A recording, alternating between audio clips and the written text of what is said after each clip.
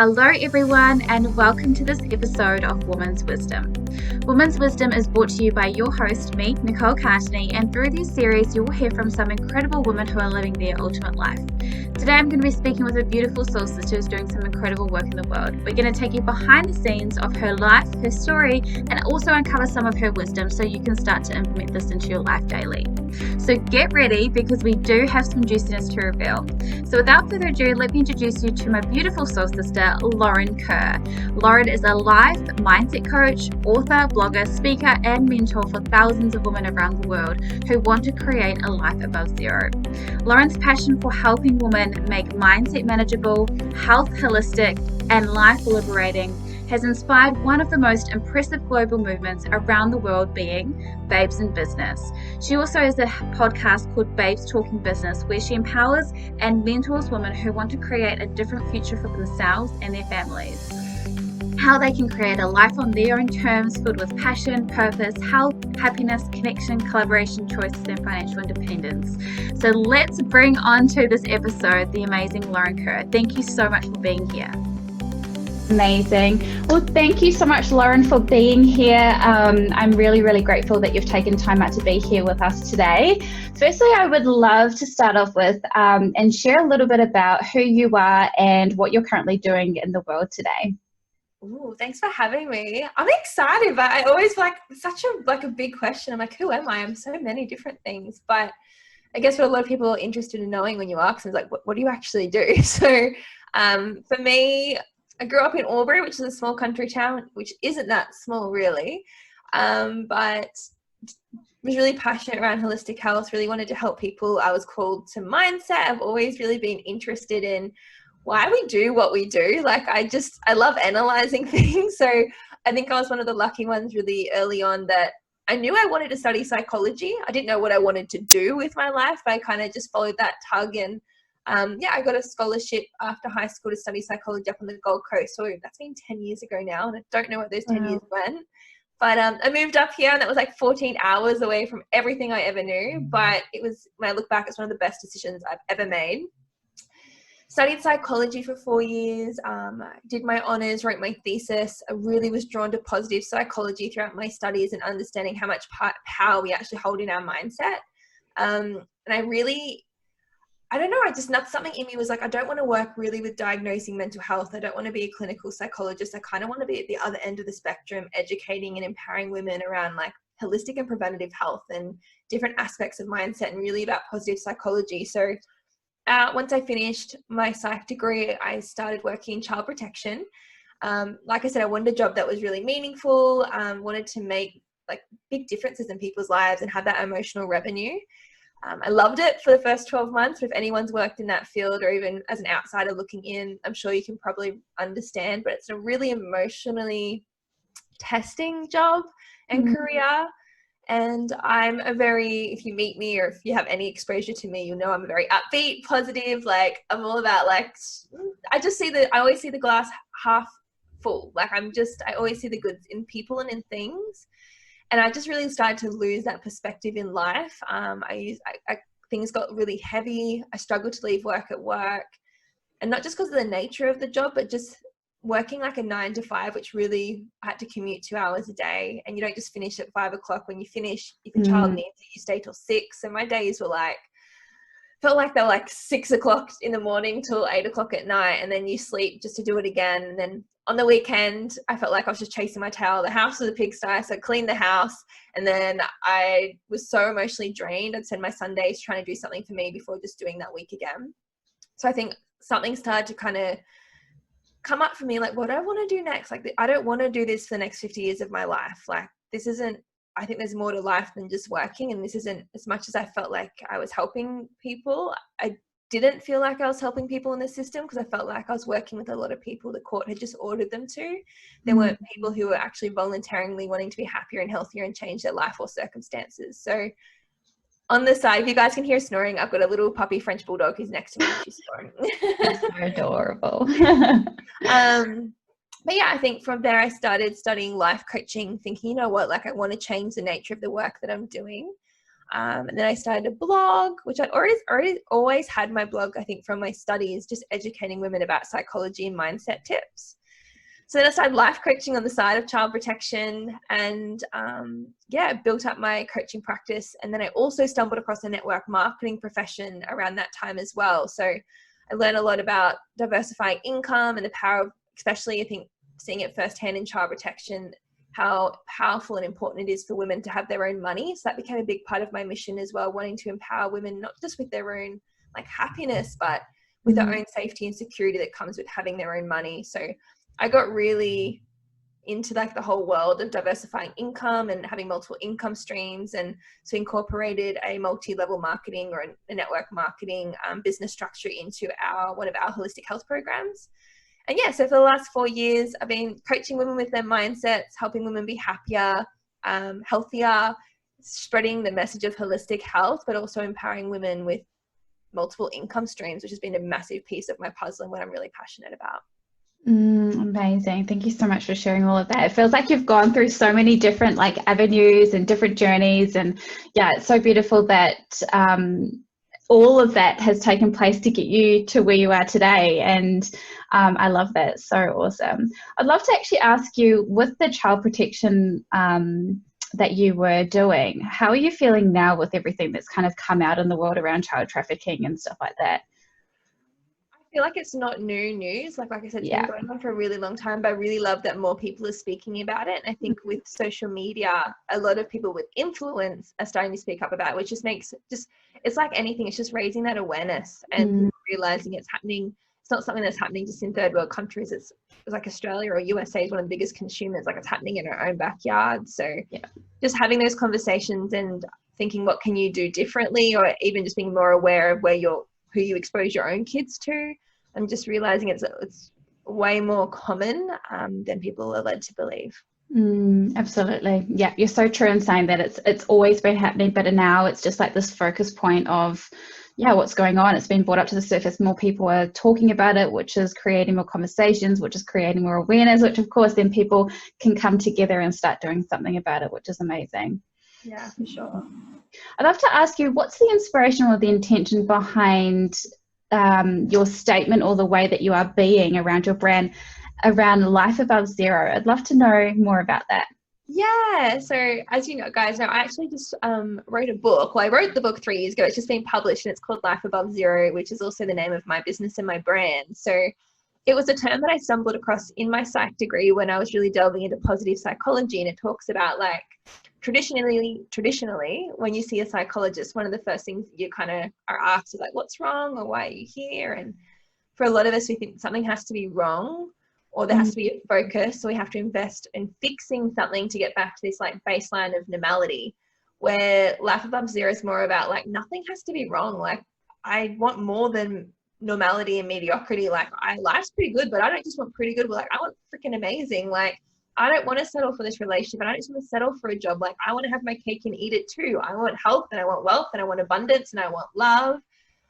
So just really empowering women with the idea that nothing has to be broken for you to want to invest in yourself or go and engage and see a psychologist or a coach or a mentor, and really, like life above the baseline, having more. And I think a lot of people think just because you're not sick doesn't mean that you're healthy.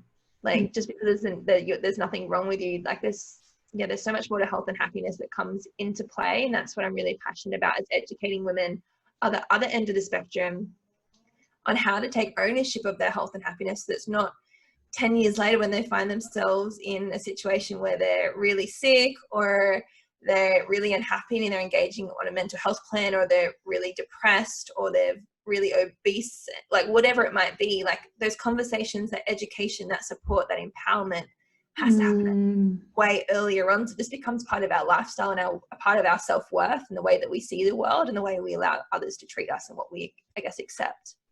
I think that's so important, because I find, and this is, I guess this would be a paradigm that I used to live in as well. It's just like, you don't do anything until something really falls apart, or you hit ground zero and then you should do something. And I can see how that conditioning through society happens. But in actual fact, no, you don't have to be in that place. You can literally upgrade where you are at, because there's always another level, and being okay with wanting more as well.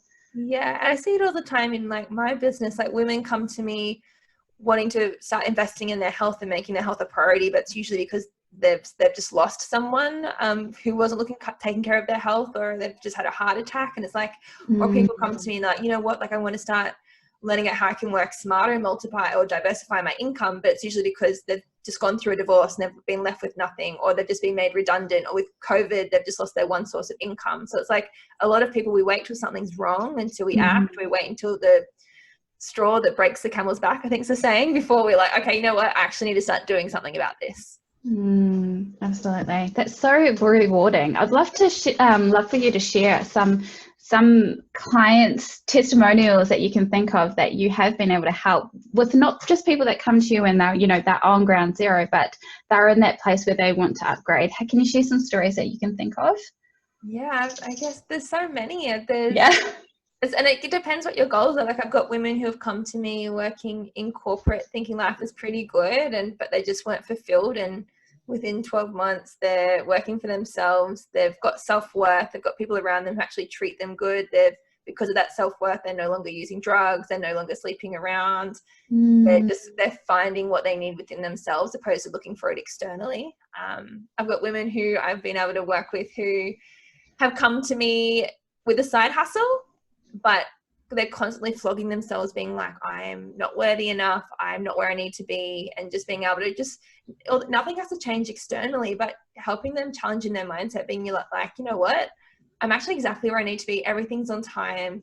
I'm not going to be happy once I hit that goal or have that big house. Happiness is actually found today and in the little things. Women who go from yo-yo dieting and flogging their body at the gym and just not having, I guess, changing the way that they view health and being like, you know what, like health is actually how I manage my stress. It's actually nourishing my body and moving my body because I love it, not because I'm trying to punish it. So it's really just changing perspectives on everything and simplifying health and getting rid of the stigma around mental health and just making mental health easy to understand and talk about, I think, with others. Amazing. Is there anything that happened to you specifically, or like there was this moment of like, oh, okay, things need to change? I know you shared a little bit around how you weren't satisfied or fulfilled in the way that you were helping people and you started to branch out. But can you think of a time where like it was just really crap, really shit, and you're like, right, this stuff needs to change? And what was that like for you? I always talk about, I think everyone has that aha moment or like a breaking point where like the universe is tapping you, but you're not listening. And so it just goes, right, bang.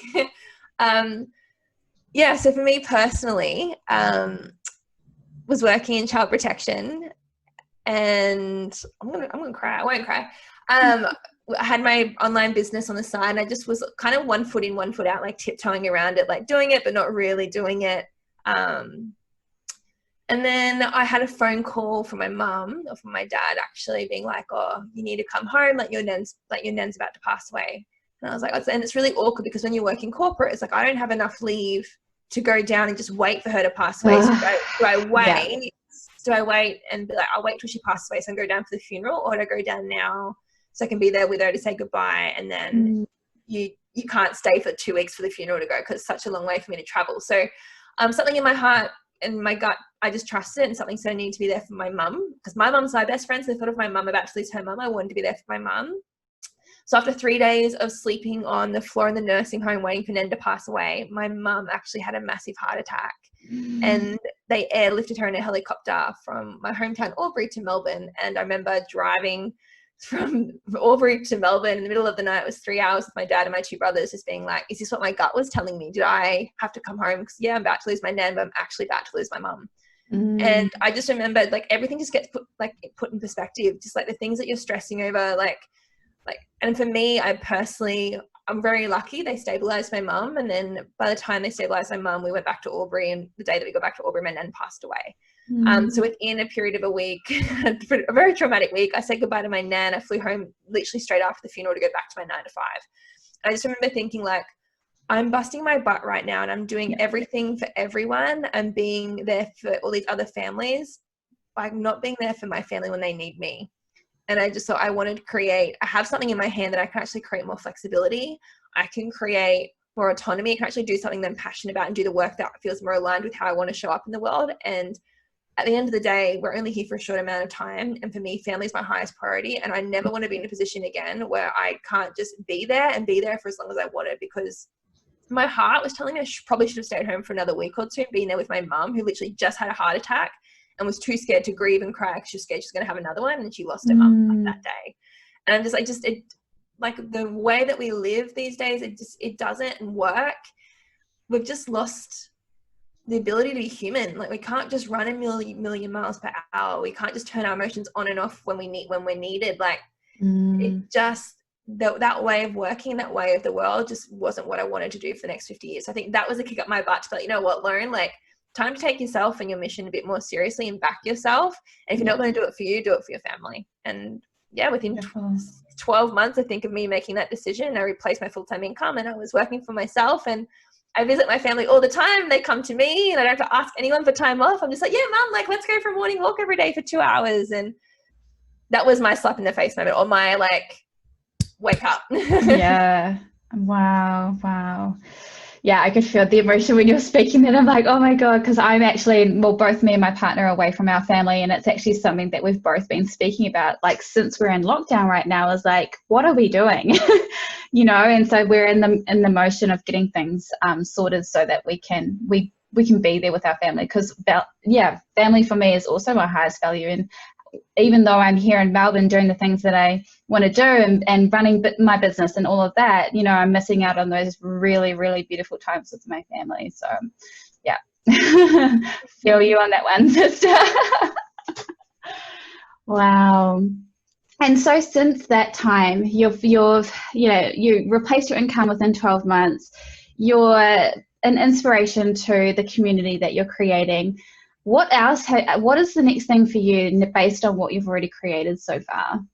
Yeah, I don't know if this makes sense. I'm kind of in a really interesting chapter of life right now, because I feel like with any business, like, you hustle for the first year or two to get it off the ground, and there's no other word for it. I know sometimes there's nothing glorified about hustle, but it takes work. You got to get that momentum. So once you get off the ground, it's like, And I felt like, for me, like, I've gone straight from high school to then a 4-year degree and trying to support myself working around that, to then building a business around full-time work, to then building a pretty significant size business, to then writing a book. And it's just like, I've been on the go since I was about 16.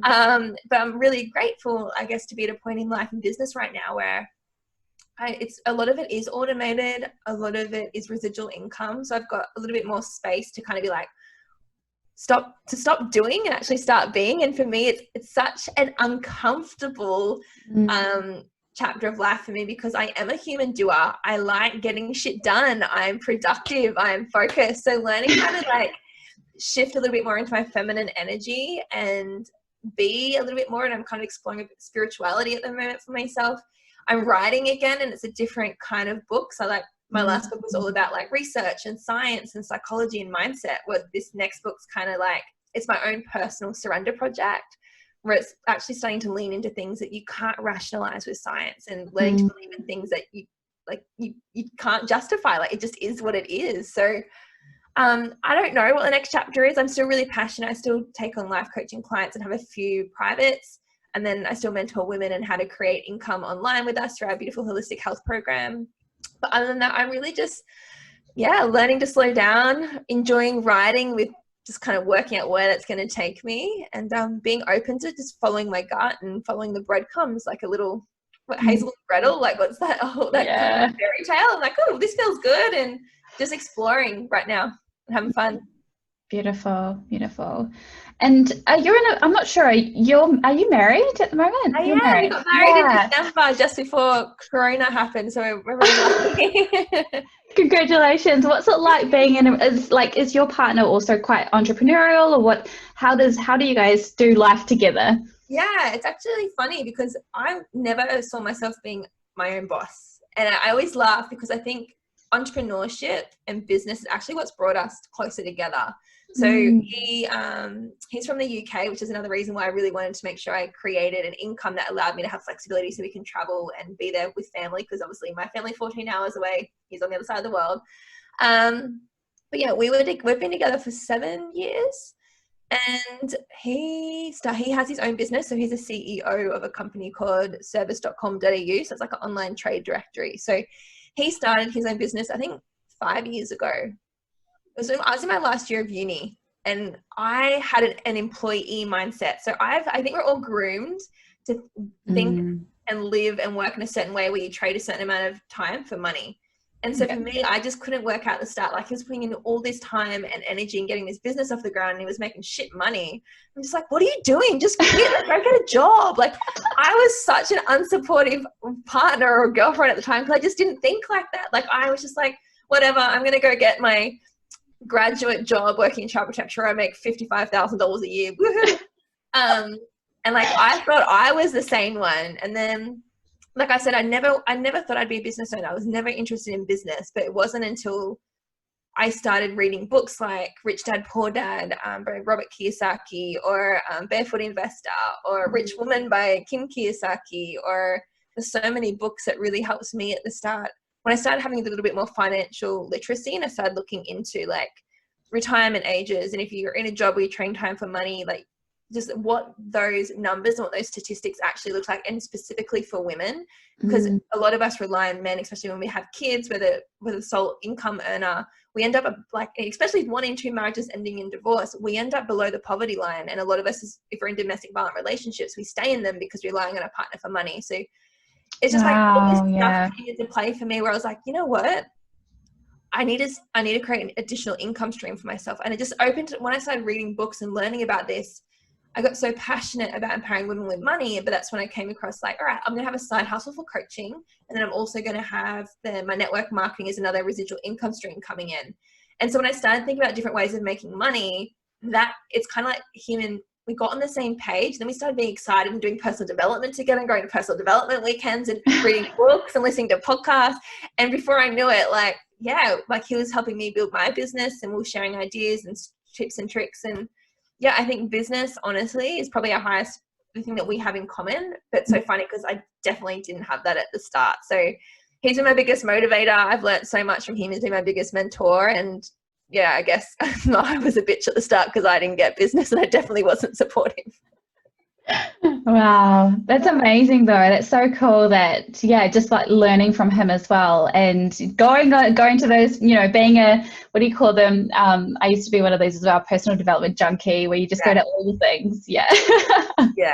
And it's so funny because like I've always been like really about obviously mindset, and I love personal development when it comes to that kind of stuff. Yeah. And like I'd come home with like a quiz. I remember even like 7 years ago, like, the love languages thing, like you work out your love language. And like, for me, like, I love that kind of stuff. And I remember coming home being like, babe, can you do this quiz? And him being like, no, that's like shit. Like, he was really macho.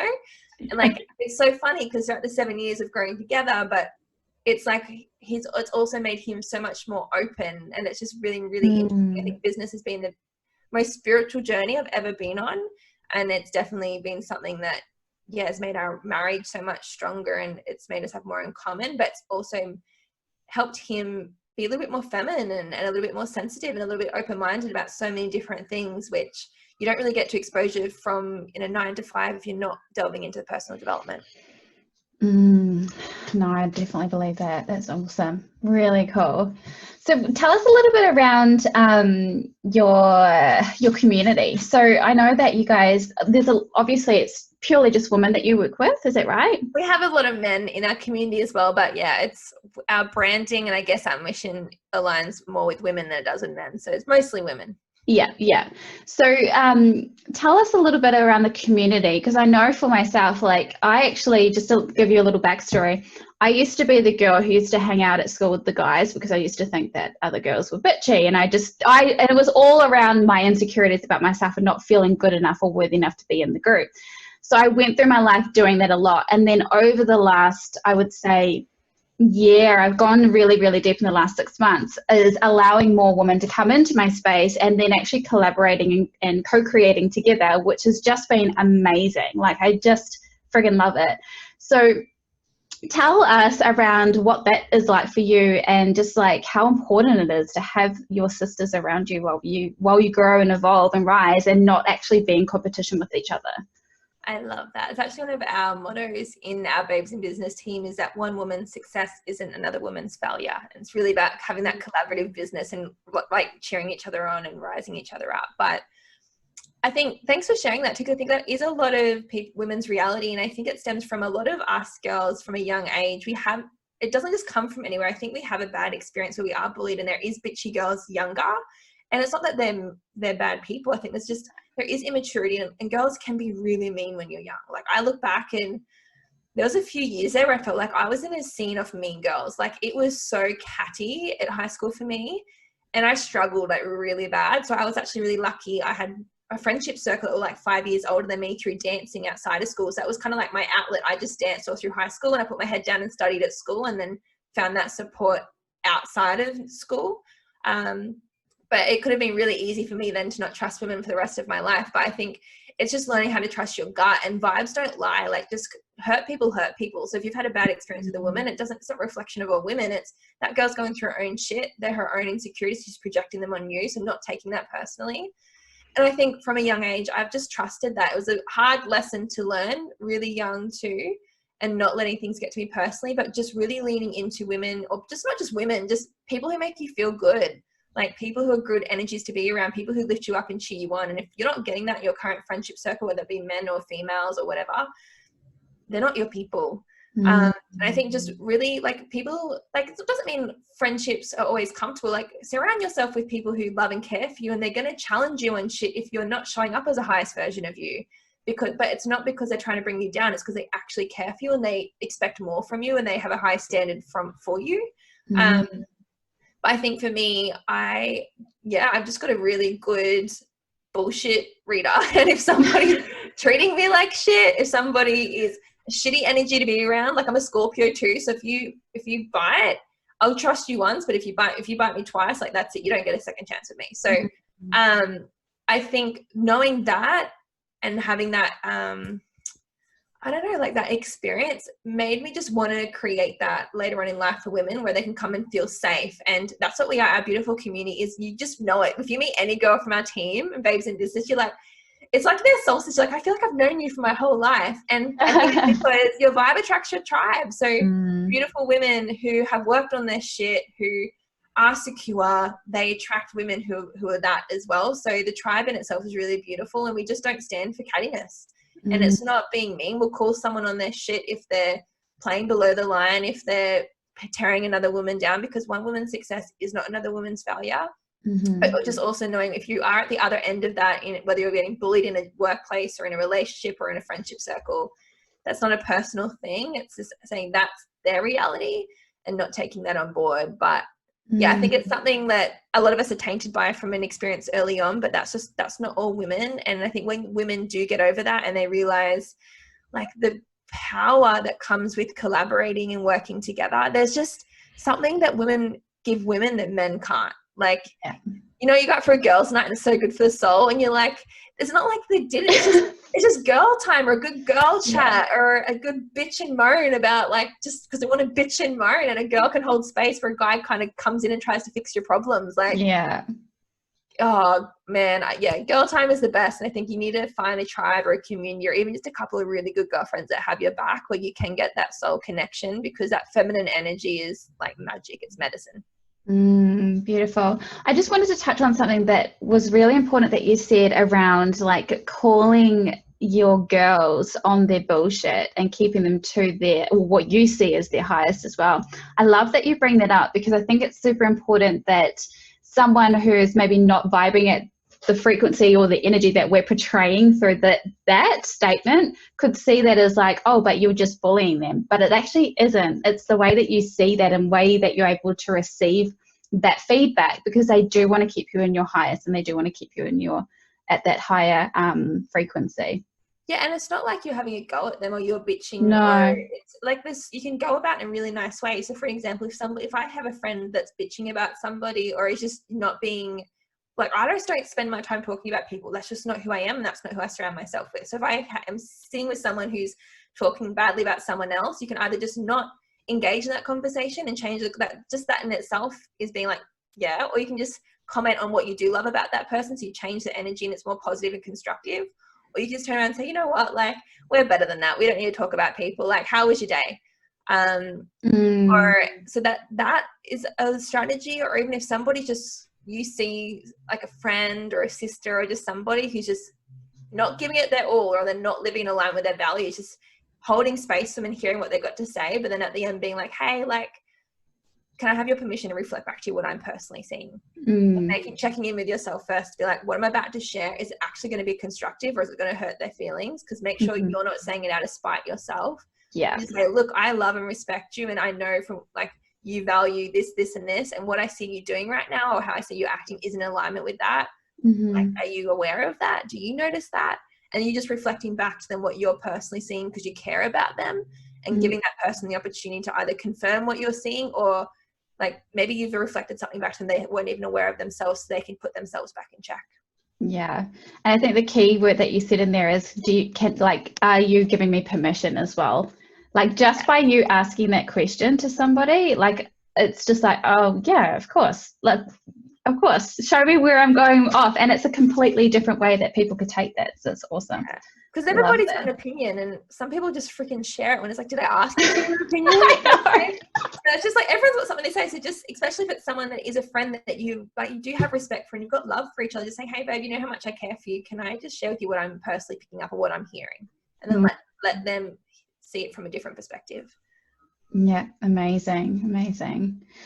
So I have another question that's coming through that I would love to ask, actually, and this is something that I've gone through as well, and I'm sure other people who are listening to this, whether you're in business or just growing and evolving as a human being, is seeing or witnessing your friendship circles fall away. So certain people in your life falling away, and have you gone into a place of like being alone, or like feeling the grief of those people shifting and then moving into a new circle of friendship?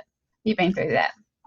It's so interesting, because I think a lot of us who have had some serious growth, you would have experienced this a few times in life, and a lot of us maybe haven't, because we are staying stagnant in the same spot, and we're letting people around us keep us there because it makes the people around us feel comfortable. And I think for a lot of us, that's why we don't go after our dreams. We have things we want to do, but we don't, because it makes our friends uncomfortable, our partner uncomfortable, our family uncomfortable, and we kind of live in the same life for 50 years being like, I never did everything I wanted to do. So it's just natural. Like, when you're growing and you're pursuing goals and you're evolving, you're naturally growing. So as you're growing, you bring on new values, or you see things differently. So it's just a natural part of life. Like a plant grows, like there's no need to try stop it. Like, you're going to grow. And as you grow, there's going to be values that maybe you no longer share with friends. And I think it comes to a conscious point where you've got to be aware of that, and then be like, you know what, like, I still love these people. I still get joy from hanging out with these people. Although we have differences, we still respect and support each other. And that's when those friendships are fine. But you're going to experience times where that isn't the case, and you no longer enjoy their company. You no longer enjoy what they're talking about. You no longer, although having differences, you actually don't support each other, and sometimes it comes in conflict with your values. So I feel like that's just natural. So I think if you're getting to a point where the people that are around you you're no longer finding fulfillment in their company, or they're no longer making you feel good about yourself, or they're no longer cheering you on, it's just a natural part of just relinquishing, like just letting go. You don't have to hold things or push things or force things. And it is hard. I think there's been a couple of times in my life where I've kind of felt like I've grown to a point, and then for me to get that next point, I just kind of had to let go of some stuff that I was holding on to and trying to make happen. And it was hard. And then it's like, I think 2 years later, I did another substantial amount of growth. And there was a couple of friends around me that just weren't good friends. Like, they weren't reflecting who I wanted to be or how I wanted to show up. And same thing, I had to go through a stage of grief, because it hurts. It makes you think about, have I done something wrong? Yeah. Like, am I not worthy of love? Am I not a good friend? Like, am I the one who's wrong? Like, have I grown to someone that I don't like? And I think just keep checking in with yourself to be like, well, am I showing up the way I want to show up and living in alignment to my values? Am I someone that I would want to have as a friend? And sometimes there might be gaps in that. Maybe you have fallen short. Maybe there's been times you've realized you've been a shitty friend, and you've done something wrong, and that's okay too. You're humans. That's when you take responsibility for that and you say, hey, look, I'm so sorry. But I think more oftentimes than not, when you're growing, it's because purely that you've grown. And it's hard because there are some people that you will outgrow around you. Yeah. I've definitely experienced that grieving process so much in my journey, and yeah, you're right. I totally agree. It is challenging and it is hard, and it's so good that you mentioned that as well. It's like, yeah, check in and see where you're at, and yeah, it's part of the process. I've got a whole chapter of it in my book actually, because I think it's something that a lot of us get stuck on, and there's so much you can talk to into it. But a massive part of self-sabotage usually is holding on to those relationships too, because we don't do things or act on certain things because we're scared we're going to get we're scared of the opinions around us. So the level of self-sabotage you're experiencing right now is probably a direct reflection to the amount of time you're spending with people who no longer share the same values as you. Yeah. Amazing. So everyone has to go and get Lauren's book so you can learn more about sabotaging patterns. Oh my God, there's so many. Yeah, they can show up in the most subtlest ways or massive. Like, yeah, totally agree with that. Yeah. And as humans too, like we care what people think, and there's nothing wrong with you, and we're going to be hurt. So I think that's what the whole book's about too. It's about normalizing that, so you don't beat yourself up over it, and you're going to care what people think. You're going to care if you fit in. You're going to care if you're being judged. That's how your brain's evolved to keep you safe. So understanding the psychology of how our brain is wired, but then being empowered to understand it, but then still move forward despite it, and make sure you're creating a life that you love, or you're going towards dreams, or you're acting on things that are important to you, not letting the fear of judgment or people that maybe have outgrown stop you from moving forward or hold you back. Yeah. Beautiful. Amazing. So is there anything I'd love for you just to share, like one last thing with our listeners and our viewers that they can, I guess, start to implement in their life based on what we've spoken about? I know we've been speaking about different pieces, but if someone was there wanting to kind of get out of where they're at and they want to move towards, their dreams, what would you say to them? Try get in a quiet space, whether you need to meditate, you need to go for a run, you need to unplug for social media for a weekend, like do something to drown out the noise and get out a journal and actually start thinking about, like, if you could do anything, what would you love to do? Or if there was no judgment, how would you like to spend your time? Or if you secretly knew the next step, what would that be? So I think for a lot of us, we underestimate the power of your intuition and your gut. And you do know what you want to do. If you're sitting there feeling like you're stuck, whether it's a job or it's a relationship, the reason that you're stuck is probably because you keep putting so much weight on what you think you should do and what other people tell you should do and what society expects you to do, rather than you being like, you know what, drown out all the noise, tune in, what feels good. Like, if I secretly knew, what is the next step? And you don't always have to have the whole staircase. You don't have to have the whole staircase and everything mapped out and know what I want to be and where I want to live and what I want to do. But if you just keep checking in every day and being like, what's my next inspired step, or what's my next aligned action? If you make sure that you're consciously checking in to make sure you are living in alignment and you're also taking inspired action, because if you just sit there, nothing's going to change. And so you just make sure every day something that you're doing is getting you closer to your goals. And I think before you know it, I think a lot of people underestimate the power of consistency. You don't have to be doing big things, but you overestimate what you can achieve in a year and you underestimate what you can achieve in 10 years just by making subtle, inspired action steps every day, checking in what feels good, what's my truth, and just following that and letting your gut kind of guide you. Beautiful. Yeah, I always tell my clients, what is the easiest or the baby step that you can take right now? Because usually they're in a place of fear of like this massive leap that they need to take, but it's not. It's like in those consistent small steps, or those small little micro things that you're doing every single day, they all add up. Definitely do.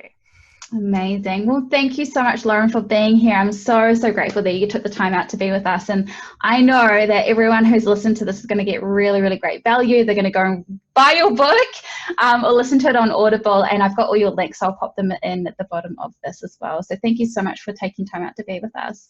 Of course. Thanks for having me.